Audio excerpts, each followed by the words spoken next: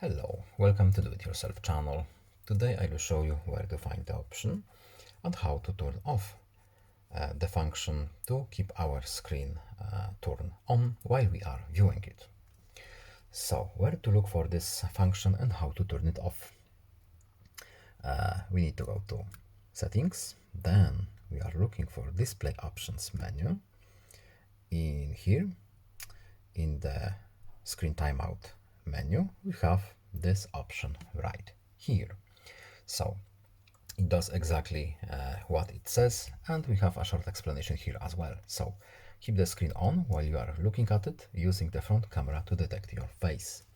So if you want to turn off this option, we simply uncheck this box, and that's it. It's a little bit hidden in our screen timeout in display menu. And that's it. I hope this video was helpful to you. Please leave a like and subscribe. Have a nice day and see you in the next video. Goodbye.